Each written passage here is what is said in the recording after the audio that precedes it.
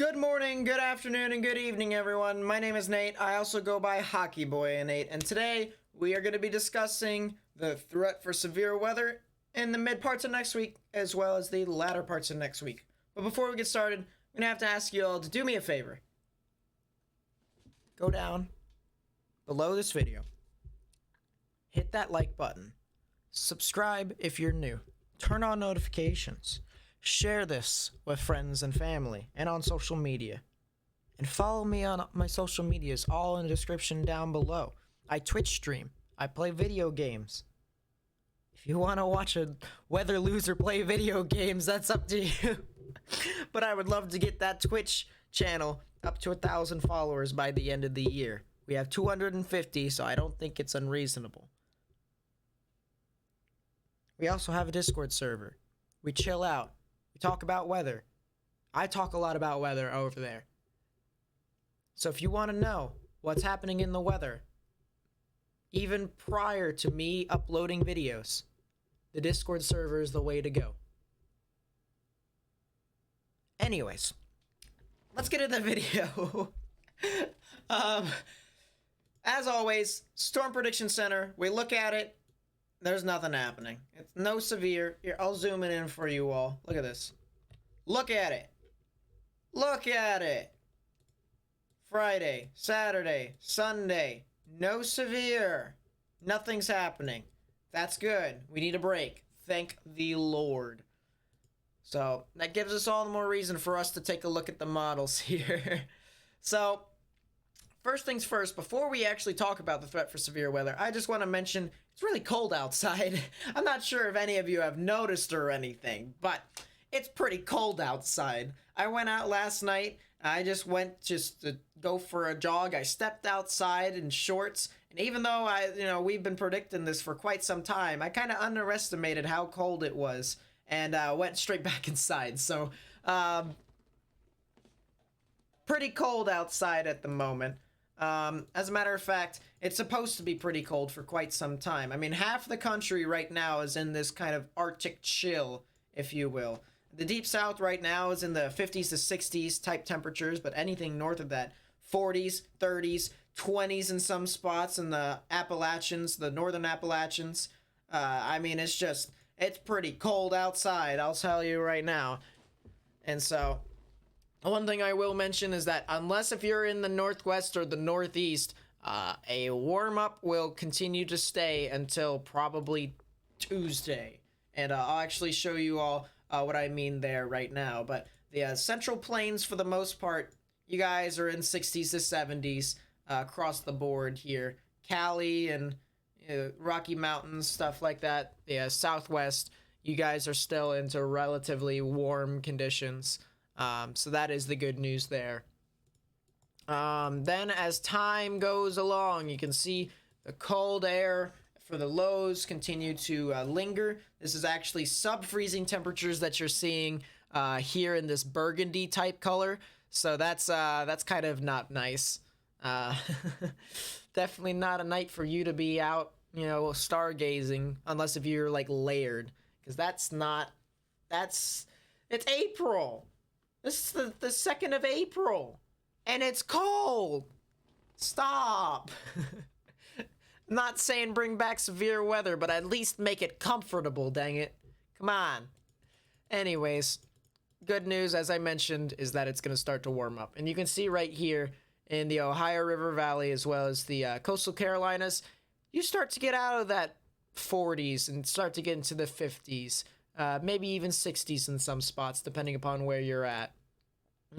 Even as temperatures start to increase for, the plains and stuff like that, as I mentioned, severe weather is going to be back, but not for quite a long time. It'll be the mid part of next week, as I mentioned. Here we're at Saturday evening, and these temperatures are still relatively warm, so think of how it'll be the couple of days following after that. So, next will be the Sunday evening hours into the overnight, and you can see here it is. Cold air still here. I mean, it's around freezing, maybe a little bit above freezing, but still kind of cold. So we want that to go away, and luckily, this is Sunday. Look at Sunday. Some of these yellows here, that's 60s. Some of the darker yellows into like oranges is 70s. Same for the plains in the Midwest. Look at that. Pretty warm. Pretty warm for the most part in the deep south too. This is comfortable. I'm enjoying this. Or at least I hope I enjoy it. Because right now I'm not enjoying it. But yeah, that's still relatively warm across the board here. And so this is when the change starts to move through. This is Monday, and this is right when I talked about it. If you live in the Northwest, you guys are getting your cold air at around Monday. If you live in the Northeast, hot, you're in the Northeast. You guys always get cold weather, so good luck with that. But warm. Look, it's still here. Monday, relatively warm. Yeah, across the board, I can say 60s to 80s comfortably. Like, I don't have to go to a specific area and say one area is going to be warmer than another. Because it's most likely all going to be the same, unless if you live in, like, Florida or the grasslands of Texas. Basically, Western Texas. So, everywhere, for the most part, is going to get the same temperature. I mean, Central Plains, yeah, maybe a little bit hotter, but still, it's comfortable. This is weather that we all can look forward to.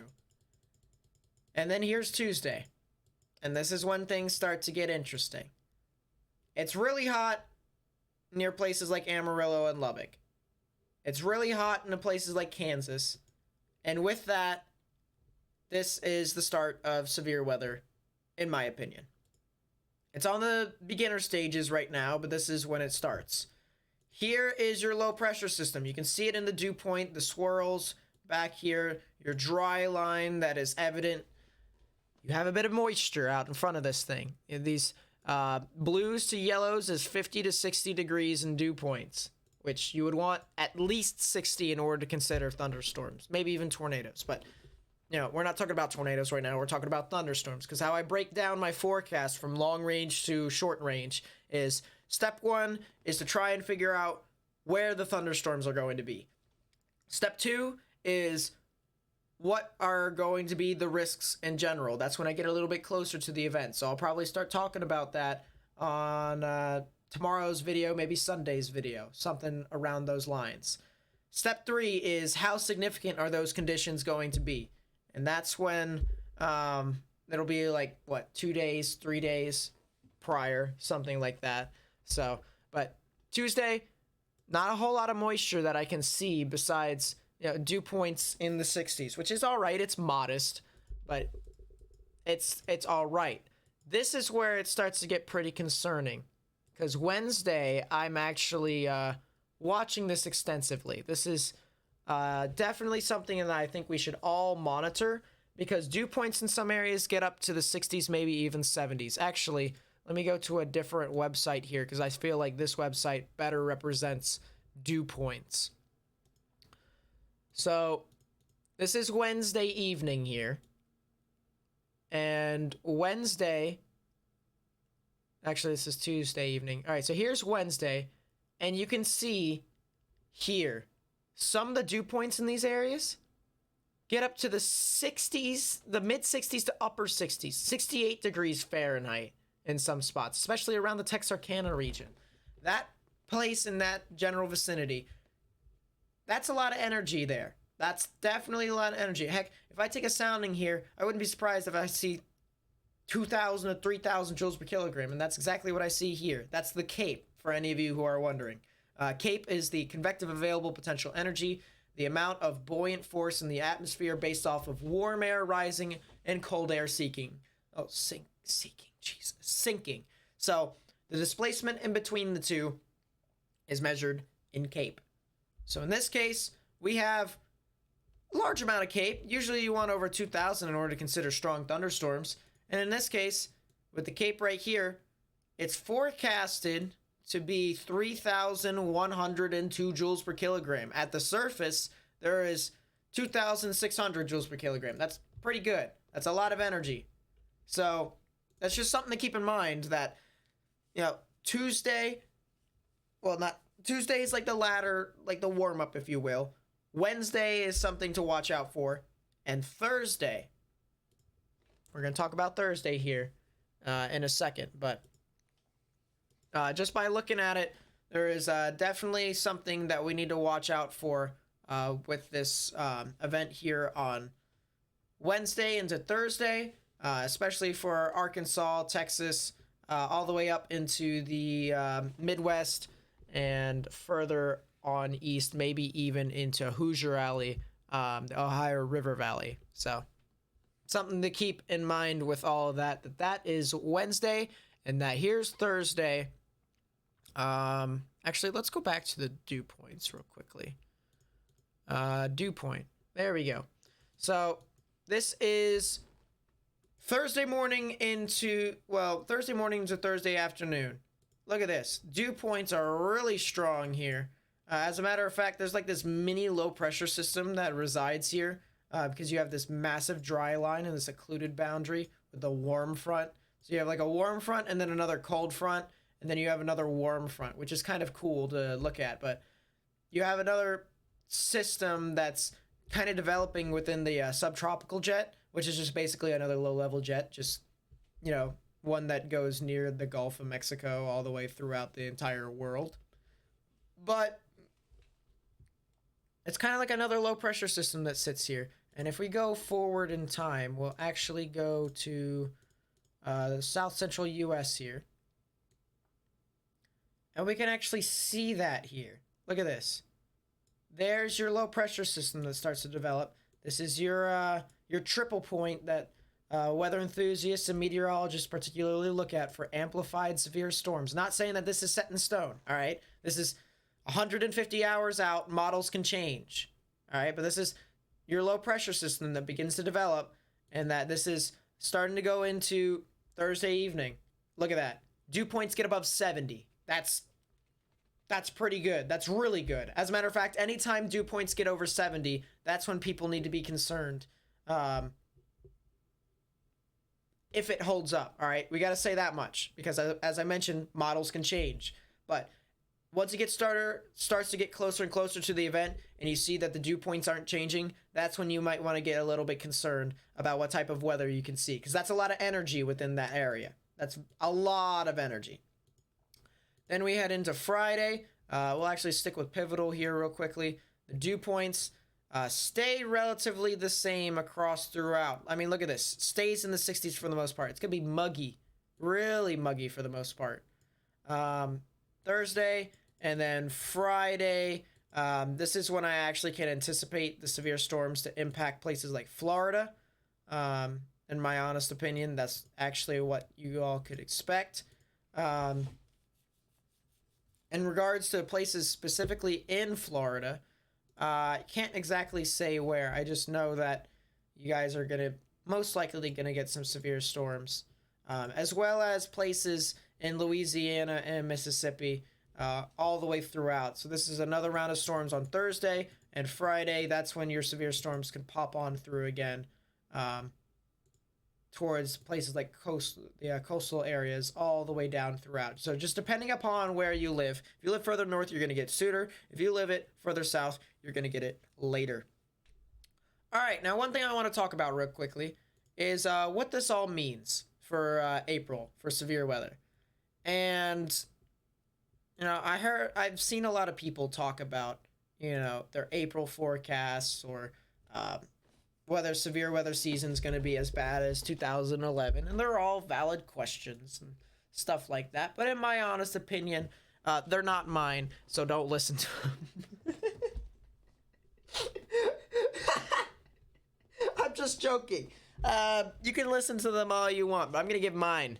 Because I'm not saying that some of them are wrong. I mean, some of them actually bring up valid points. You'll see that in my forecasts here, but you'll see what I'm talking about here sooner or later. Actually, we're not going to use we're going to use pivotal weather. As much as I like Weather Bell, we're going to use pivotal weather because they actually do a better job representing what I'm talking about. Okay, so if we take a long through, here is the reason why we have a lot of cold air. This low pressure system is currently bringing a lot of cold air from the Arctic. You can see there's a little bit of a gap in between this dip in the atmosphere, which we call a trough. And so usually troughs are associated with low pressures. Got all that. Perfect. We can move on. The opposite of a trough is what is called a ridge. This is what high pressures are associated with. And opposite to when the jet stream dips down, this is when the jet stream dips up. So you have your high pressure that sits here, and this actually is just preventing these thunderstorms or these low pressure systems. It's not really thunderstorms, these low pressure systems from setting in. This is what causes the warm, comfortable temperatures that I was talking about in the beginning of the video. So your high pressure system sets in, and here's your ridge, and it stays there for a while. I told you all, I said this is going to have some comfortable conditions for multiple days. Here's your next low pressure system. Here it is. You can see a little mini dip in the trough, little dip in the jet stream, a little mini trough. There's another trough right here, but there's a little mini low pressure system that moves on through. And this will provide our severe weather over the United States. You can actually see that, you know, there's one jet stream over here. There's another one right here. This is your subtropical jet.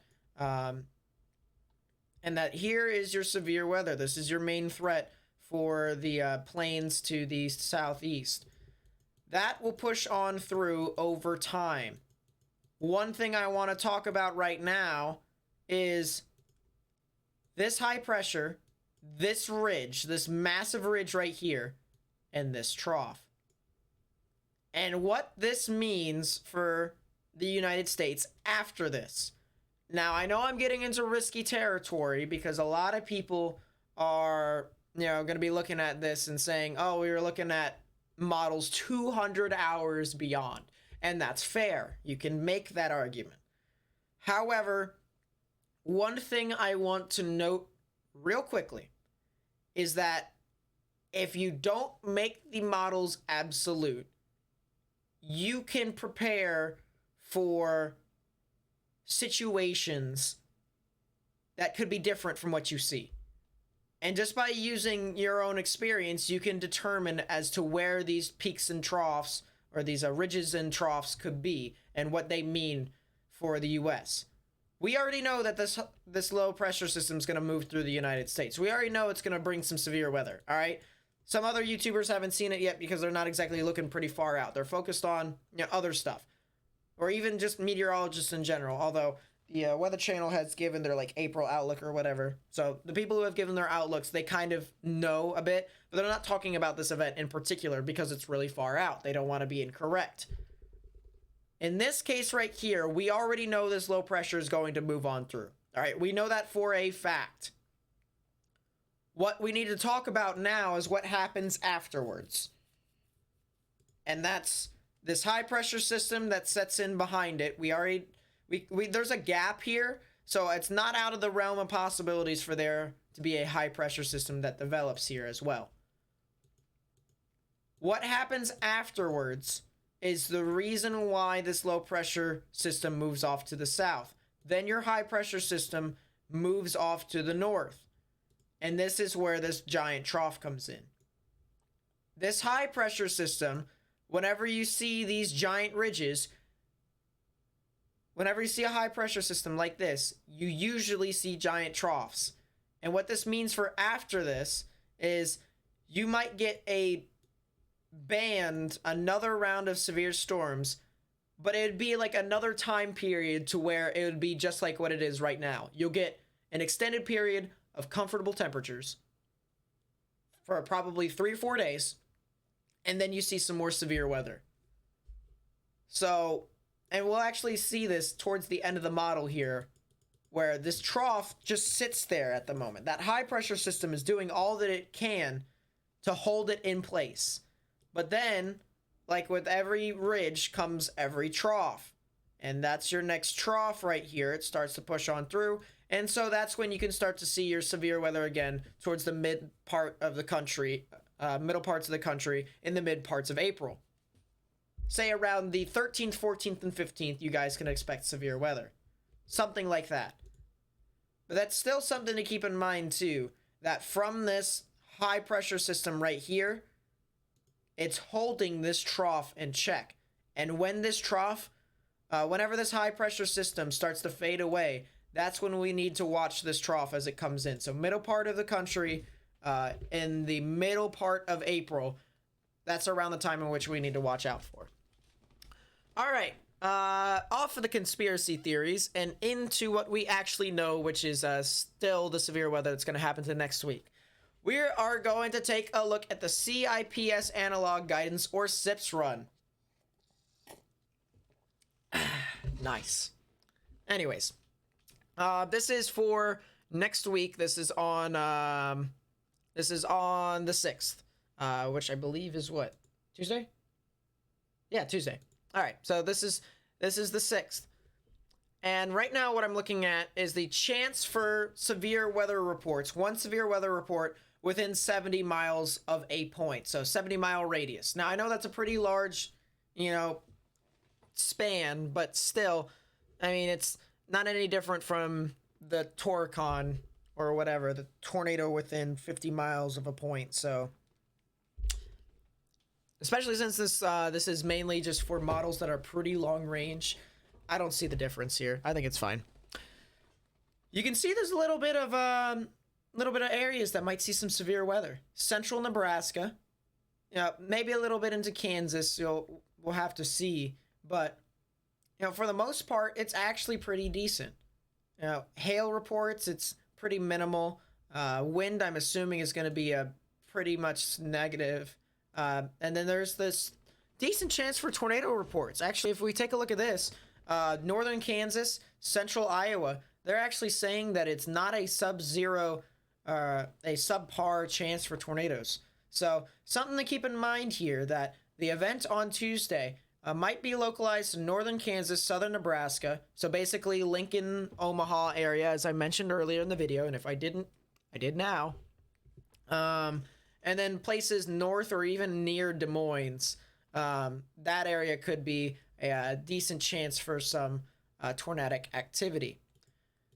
Now, real quickly, I want to go back. Please let me go back. And we're going to go to the extended analogs here. This will be the day 6 through 8. So from the 7th to the morning of the 10th, basically. We're going to take a look at the chance for some severe reports. And look at this. This is one severe report, and it's very expansive. Very expansive. I mentioned that the Deep South very well could see some severe weather. And from yesterday's video, it actually looks like it is uptrended a bit. Here, I'll even put the contours up. You can see for the most part, there are some areas that are in the 60s. Maybe even the upper 60s, the chance for some severe reports. So that's something to keep in mind too as we continue to head on through. That I'm not joking, you all right? I said that I knew exactly that there was going to be some severe storms pushing on through. And according to this guidance right here from the GEFS, it's uptrended a bit, quite a bit actually, to the point where I'm really confident in saying that there is a very good chance of severe weather within some of these areas. But we are having a break. I mentioned before we have a break. Don't feel too pressured right now. You should start to monitor this as we get closer and closer to the event. I'm just making sure that you guys know what's happening prior to it happening within the span of a week. But still, severe weather, for the most part, relatively likely for parts of the plains into the Ozarks, maybe even the Deep South. It's starting to uptrend a bit. I want to increase it to 5 severe reports, and this is when it's gonna get pretty interesting, because the span of Wednesday into Thursday, that's when we can see the amplified risk for some severe storms into the Ozarks, the Texarkana region, into the Deep South, especially with some of these areas, places near Jackson, Mississippi. This is most likely going to be around the 8th or the 9th when you guys can experience this. You got a 46% chance of seeing 5 severe weather reports within 70 miles of a point, which means you're most likely going to get severe storms that could be strong. So that's something to keep in mind as well as this continues to push on through. I want to actually separate this into categorical risks here. So we'll look at wind, 20%. Look at this, 23%, 26% in some spots here. near Jackson, actually a bit west of Jackson. Sig Hail. That was Sig Wind, by the way. Sig Hail. You could easily see some larger amounts of hail, especially in the Ozarks here. I actually saw a sounding yesterday. I'm not saying it's a set in stone sounding, but I saw a sounding of around 3,000 joules per kilogram CAPE and lapse rates in the mid to upper 8s and even 9 at the surface to 3 kilometers. That was pretty insane looking at that. But significant hail reports. You could easily see this on the 7th or the 8th. 7th or the 8th, you guys could see this severe weather here of large hail. And then there's also some larger amounts of hail that could be reported on the 9th as well. So northern Mississippi, northern Alabama, you guys could see some larger amounts of hail. And some places in the Midwest could see that into the Ohio River Valley. And then we're going to talk about the tornado. This is the regular tornado risk. And there is a pretty decent chance for some areas in central Illinois into eastern Missouri. That's something we're going to have to monitor really closely, especially for that general vicinity. I would say it would have to be around the 7th. I would say the 7th is probably the best chance of when you could see that. And then the Ozarks, I really am interested on the 8th for the Texarkana Shreveport area. I am really interested to look at that. I know places in Arkansas, you guys need a bit of a break because you had that giant, outbreak, if you will, of tornadoes. I know the Deep South, you guys need a break from severe weather. But unfortunately, towards the latter part of next week, you guys might actually see that chance of tornadic development actually increase, because some of these areas, you actually get up to like 46% chance of, 46% chance of one tornado report. That's pretty crazy. I'll take a look at the contours here. You can see specifically this line right here is in the 20s. This line here is 30s, and it gets into the 40s in some spots. Same over here. There's actually a chance of 40 in the center of this 30 dot, but it doesn't say that when I put my cursor over it. So that's something to keep in mind too. Just for fun. All right, just for fun. Not trying to scare anyone, because as I said, these models can change. I'm going to take a look at a significant tornado. Illinois. I know I have some friends out there. Andrew, I'm looking at you. You guys, that's your chance. That's your chance right there, buddy. 7th. 7th is your chance right there. And then the span of the 9th. The 9th is potentially a day for people to monitor, as the chance for a significant tornado is possible, but it's still relatively low right now. And then a long track tornado. Yep, as I said, Andrew, 7th, right there, buddy. That's you. And then 9th is definitely a day we need to monitor heavily. So that's the SIPS analog right there for you. I would look at the 240 for you all, but honestly, there isn't really much to say about the 240 hours out, because that's the span of which I told you all of what I was talking about with the peak and trough and whatever, and how you guys might see another elongated period of no severe weather. That's exactly what this is showing right here. Just want to say. Anyways, that's practically going to be it. I hope you guys enjoyed. If you did, please be sure to leave a like, subscribe if you're new, turn on notifications, share this with friends and family and on social media. Follow me on all social medias down in the description down below, especially my Twitch, where I live stream video games almost every evening that I am not streaming on YouTube for weather, because I do that. And then go to my Discord server, because we're doing a movie night tonight. It's Twister. I don't know when that exactly will start. Let me take a look at my announcements. 9 Eastern Standard Time. Actually, no, that's not tonight. It's on Saturday night. I'm sorry. I don't know what's happening in my own server, and I'm the owner. Don't look at me. I am, I'm not that bright. Anyways, if you guys want to join the movie night, 9 Eastern Standard Time on Saturday. That's going to be it for me. My name is Nate. I also go by Hockey Boy Nate. I'll catch you guys in the next video. Peace.